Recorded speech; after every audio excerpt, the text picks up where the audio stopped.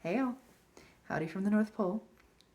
I am practicing for a showcase, and so I get to think about all these little technical things working on Zoom. And I was thinking, well, okay, good time to talk about theater because I was working on the outfit and dressing my character and considering the things I would have done back when I was doing theater. So there's just a really distinct difference in the kind of acting that you do for theater. You know, I mean, obviously your audience is way out there. You need them to hear you. You don't get to actually whisper and have the audience hear you for dramatic effect. You know, your movements are just so much grander and bigger, you know, even if it's just to imply something. And the makeup, I was toying with what I was going to do with my face. And for theater, I have a pretty good idea of what I would have done and how I would have emphasized the lines on my face.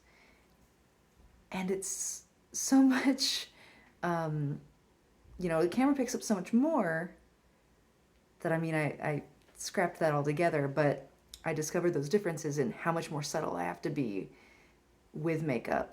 And I've learned at this point, well, okay, you have to be a lot more subtle with camera anyway, right? If as you watch movies, there's not too many actors who are making those giant, grandiose movements. And if somebody is doing too much, making too much motion, unless it's somebody pretty famous, if you're paying attention to that, they cut away from them a lot. You know, if you can't trust somebody to stay in their frame, well then we'll use a shot of something else.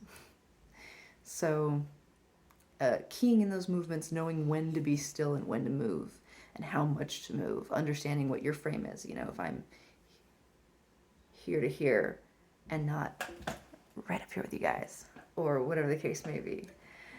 And there's even distinctions as we've come along with Zoom, because what we've discovered, at least with people that I know, is that as we enter into having these Zoom producers meetings or auditions, it's just a little bit different because you were always getting taped by a casting person during the audition process.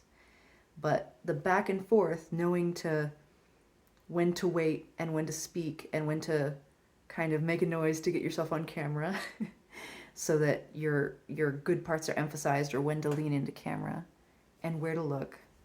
Those have just been really specific learning curves, and not everybody's ready for it because not everybody's been on it. You know, many actors, again, we're artists, right? We don't generally have money unless you're one of these people who comes from money.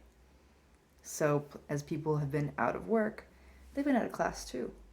That's a lot of people who can't practice. And so on top of whoever leaves in general, you just got people who aren't following up and kind of forget how to do certain things, or at least don't learn these learning curves. Y'all let me know what you think of my Mrs. Claus vibe, and I'll talk to y'all soon. I'll actually get to talk to y'all from Texas. Maybe I should send some video from my road trip. Have a good night.